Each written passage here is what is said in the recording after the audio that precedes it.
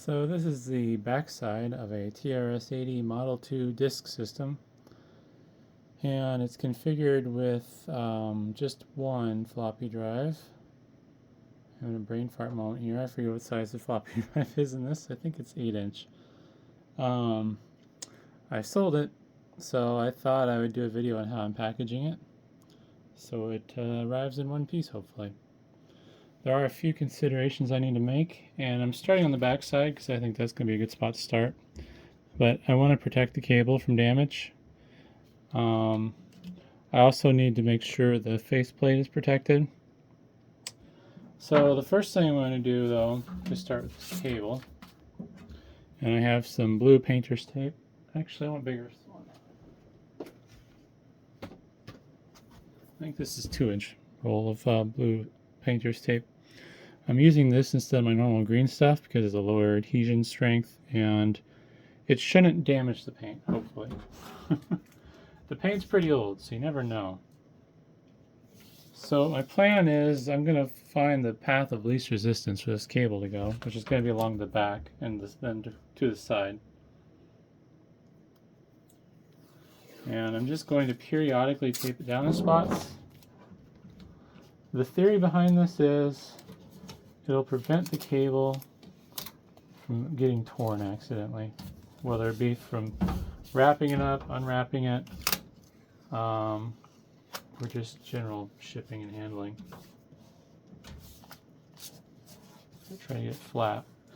I can't guarantee this tape's going to hold throughout the trip. I'm hopeful though it'll work.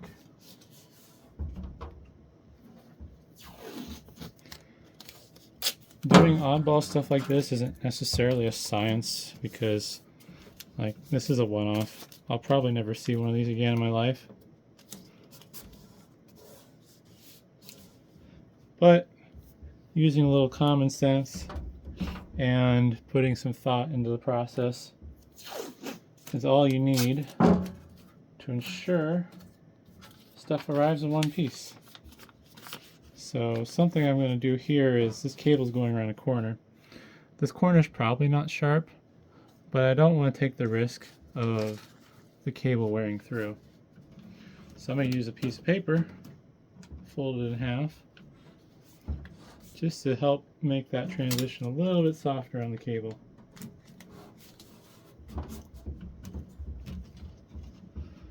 And this part's going to be where it gets tricky, since this is a lot more cable, since it's a bunched up little bundle. And you can see somebody else had tape over it previously, which I might copy that idea. It's just going to want to hang, which should be fine. I think I'm going to tape this together in a bundle first, and then I will tape it to the housing.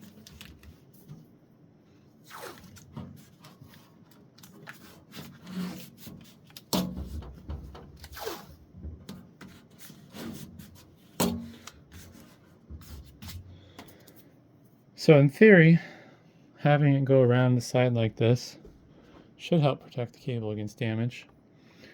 I have to hope that it'll stick down long enough to survive me wrapping it up and then the customer unwrapping it.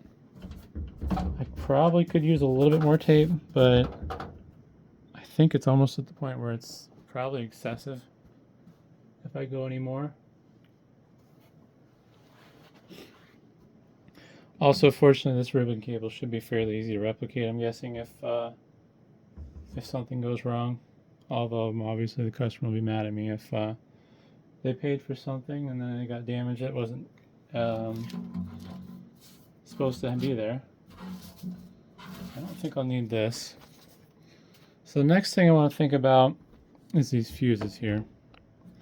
I need something that's going to surround them and protect them from damage. Something I need to do is I need to probably flip this up on its face.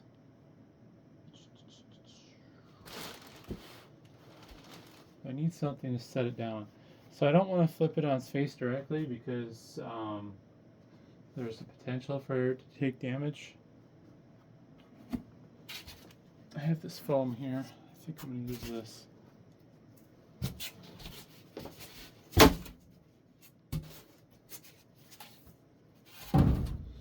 Scoot this back.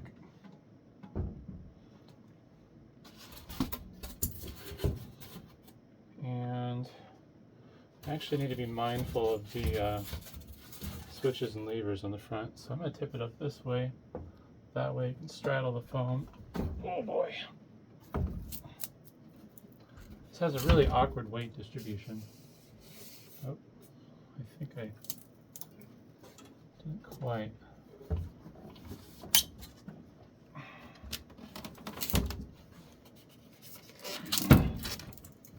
There's no good way to do this. I don't want to do that.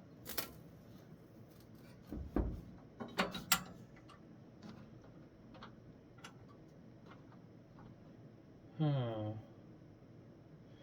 foam's a little too wide, unfortunately. Maybe the piece I broke off.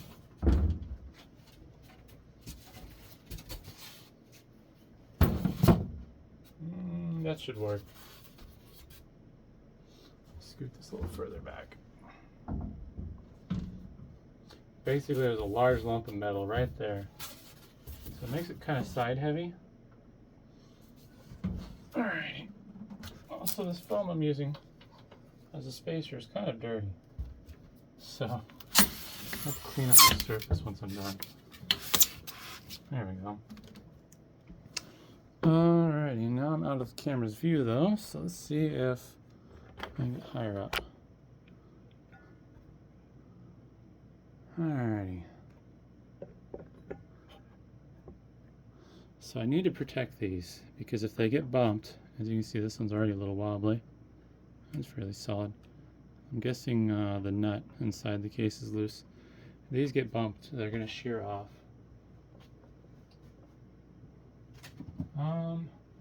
Actually, I think I have some stuff in the warehouse that I'm going to go grab real quick. That'll be perfect for this. Alright, so I might have to get a little arts and crafts here. I have this nice low density polyethylene foam that I want to use. But I want it to wrap under the corner. It has a little bit of a support structure. So, just going to kind of eyeball it, pick an arbitrary length, and do this. Now the thing that's going to suck about doing this is it's tricky. So I have multiple things I need to contend with. I need to make openings on here for those fuse holders, and I need to come up with a way to secure it down ideally. So I'm going to cut this about here, or well, not cut it, more as score it. Because I want it to stay somewhat attached, but I want to be able to make that corner. So I need to cut probably a little bit more. It needs to be attached, but flexible. I'm just trying to think. I think I want it like that. I was thinking about maybe cutting out for that foot, but that's going to be kind of hard. So what I need to do now is gently push down on this from the top. Hope it leaves an indent. Not really. Might have to do it the hard way and measure. Woo! Dusty. Let's think here. How far in do I need to go?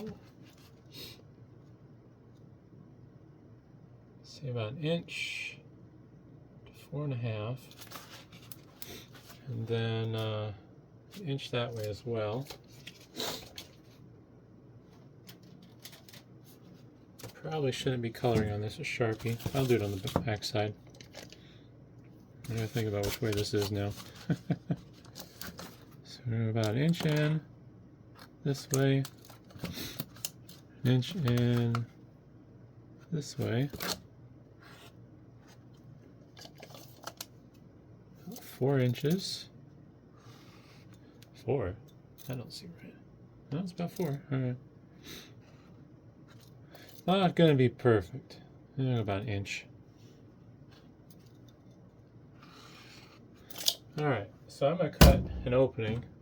It would be better if I made the holes that coincided with the fuse holders, but this is just easier. And I drew on the back side with the Sharpie, so I don't have to worry about any of the ink from the Sharpie transferring onto the case of the unit. You could clean it up with rubbing alcohol, but ideally you don't want to make the customer's stuff worse before they get it. Even though found on eBay, people tend to complain if they break their stuff and blame you for it, so.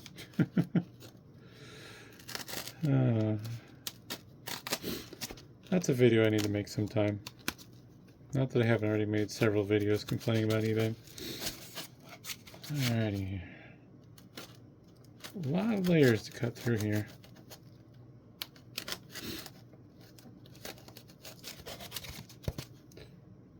And people are going to probably wonder why I use a razor blade just like this, but it's easier. I can go in deeper. I have control over the blade. Sometimes it'd be nice to have the handle, but most of the time the handle is just an annoyance.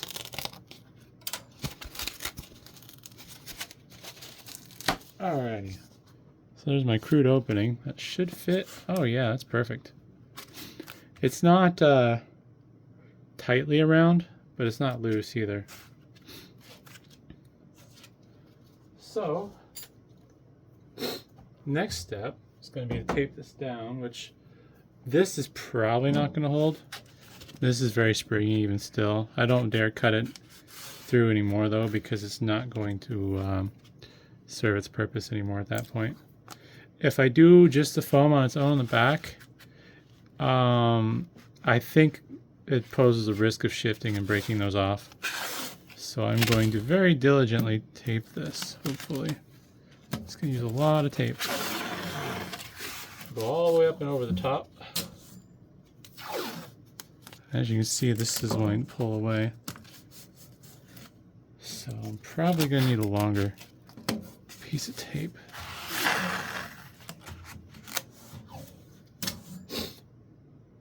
I'm going to use like $10 worth of painter's tape on this by the time it's all said and done. I think I'm going to rotate this a little, and I'm just going to hold it down this way as well.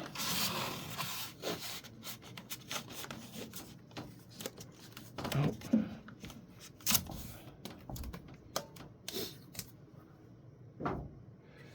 It's not perfect. I'm not 100% pleased with it, but it'll serve its purpose, I believe. Just working on, there we go. Get that settled down a little. So now I can set it back down.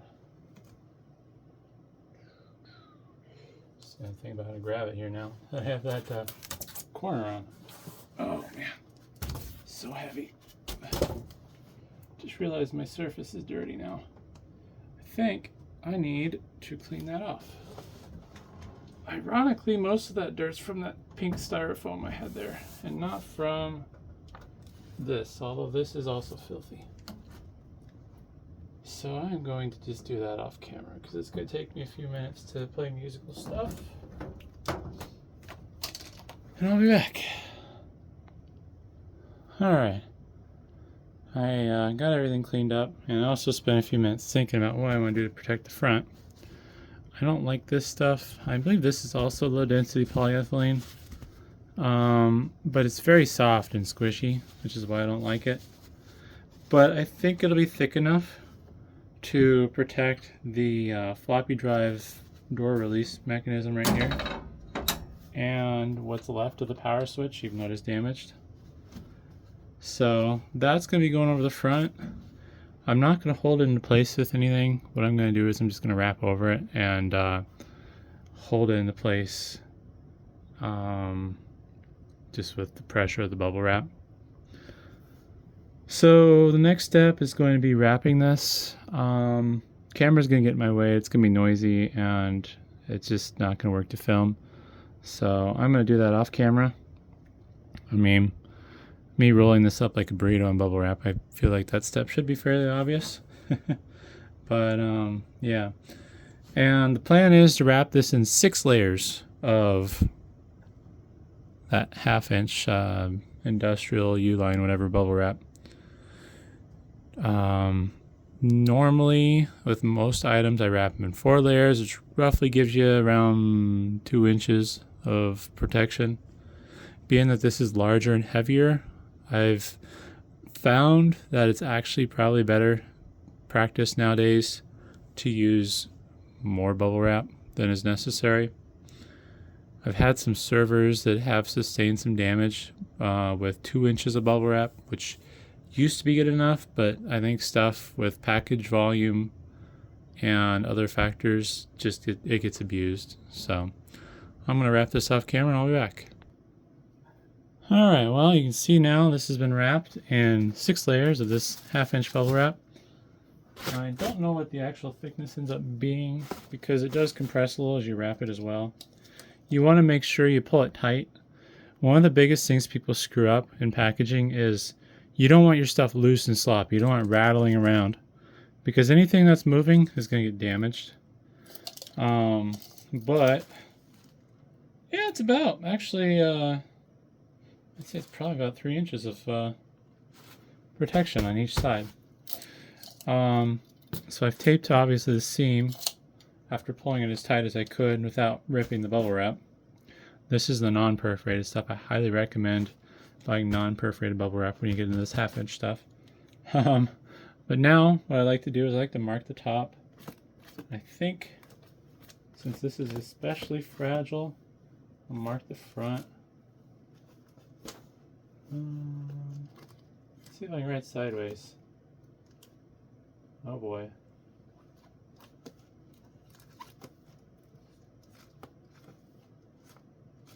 Hope I did that right. Looks like it says front. Now, there's one other part. Let's see. Be careful, this is kind of hanging off the edge a little. I have this exposed surface here. On some things that aren't as valuable or important, what I will do is just span a piece of tape all the way across this gap, kind of pull the corners in. Technically, there is 2 inches of padding, I would guess at least. I don't know. Looks like it'd be about 2 inches. 2.5. There's 2 inches of padding here. But what happens is you got this giant void that's not being protected. And there's always that potential that you have a side impact on a box. I might find a box here.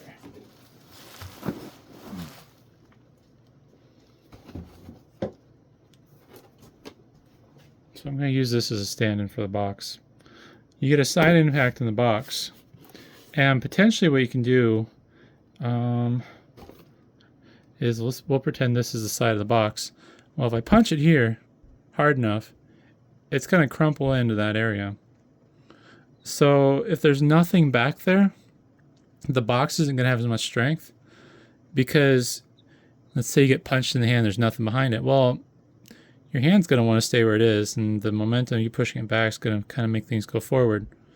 Well, if there's something behind it that's solid, and you punch, oops, not in frame. If there's something behind it that's solid, and you punch it, it's going to absorb some of that energy, and it's not going to cause the box to cave in as much. It'll still cave in if it's hit hard enough.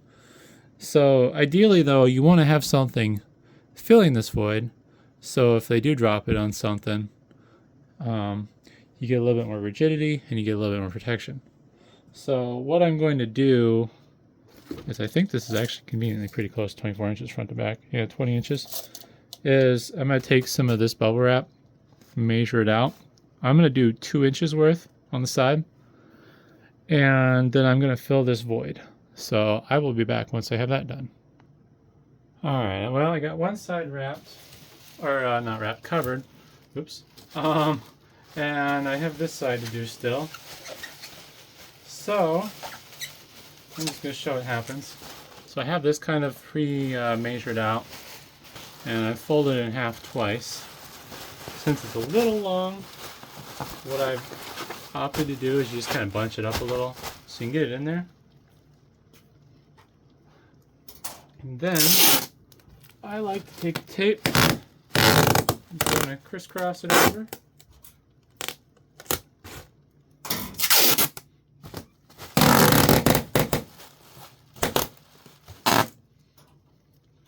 Now ideally these sides would have a little bit more padding, but I feel fairly confident that they're going to be less susceptible to damage from impact than the front and the back is, because the front has that plastic faceplate and the back has those little fuses, versus the sides, they're pretty much just flat pieces of metal. So the next step is going to be wrapping it in this plastic pallet wrap. Purpose of that is kind of twofold. It does help strengthen the bubble wrap, helps it pull tighter, and it also kind of helps keep the internal package safe from splashes of water, moisture and stuff to some degree. Like it's about as good as putting a garbage bag over the package, but it's very useful and helpful in my opinion and worth doing. So I will be back after I do that because this is super noisy. Alright, well, it's all neatly wrapped up. Nice little cube. Next step is to pick a box and hope to God I have the right size. So I got about 26 and 23, 17, actually it might be 27. I didn't count this bulge over here from the fuse holders. Yeah, probably 28. It's 28, 23, 17. It's going to be an interesting box. Due to its size and weight, it's really going to need to be a double wall box. Once you get stuff that's this big and heavy, my running theory at least is the span of the cardboard just isn't strong enough by itself if it's single wall corrugated. Even if it's light, but a lot of times when you see light stuff going in single wall boxes this size, it's like pillows and they're on a pallet. So they're not getting thrown around the FedEx or UPS warehouses. But yeah, so I'm gonna hope and pray that I can find a box now for this. Well, I'm a little bummed. I wasn't able to find the perfect box, but I found something that should be good enough. So this is a 32 by 24 by 24 multi-depth box made by Uline. Part number is S-4453. Upside down because I'm lazy. This is a 275 pound test box. And the cardboard is a little bit thicker than normal cardboard boxes would be. It's definitely not 32 ECT because that stuff's really flimsy. Let's see here. Let's see if I can fold this back. So this is a 32 ECT box versus this being a 275 pound test. You'll notice that the flutes are bigger on the 275 pound test box. And the material they used is a lot thicker as well. This is like barely thicker than paper versus this is almost like cardstock.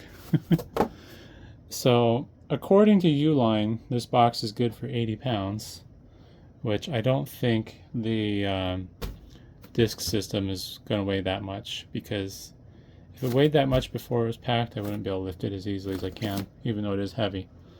But being that this box is so big, it does mean I'm going to have to pay for dimensional weight, because it's a little bit bigger than it needs to be, even after I cut it down. But yeah, so I need to tape this up, put it together, cut it down. There's just not enough room in here to do that on camera, so I will be back in a bit. Alright, so a little bit further progress on this packaging step. Now, unfortunately, since the box is oversized, I have to get a little creative with the void fill. I have a bunch of scrap foam from, I think it was from TVs originally, that I'm using to kind of fill up some of the voids. I don't have enough to fill it perfectly, so I'm going to be breaking what I consider to be a rule. It probably is a rule. I'm going to be using packing peanuts as void fill. Now, technically, this would probably work as is, but it kind of goes back to the point in the beginning where don't want to have empty voids and you want stuff supporting that so it can't cause damage to happen on impact. Now there's a huge air gap there. That's probably, it's probably pushing 3 inches almost. Yeah, 3.5 inches. So for it to take a hit hard enough to cause the box to damage the item, it's probably going to just destroy the thing anyways. But any chance you can give a package to survive shipping, you want to take. So I need to fill the voids around the edges here with packing peanuts just for extra strength. And then from there, it'll just be a matter of folding this multi-depth box flaps down and taping it shut. So I'm going to finish void filling and tape this shut. Alright, I decided to move the box outside the office so I have a little more room to work. It's crowded in there for stuff this big. I want to give a little quick pro tip with these multi-depth boxes. I don't like them because the tops don't tape down nice. But one thing you can do to make it easier is, so on the inside flap, I will zoom in just a little bit here. You'll notice I taped the outside edge down. And what that does is helps with positioning, gets it in the right spot so it's not spongy and squishing around. And then I did the same thing on the outside flap.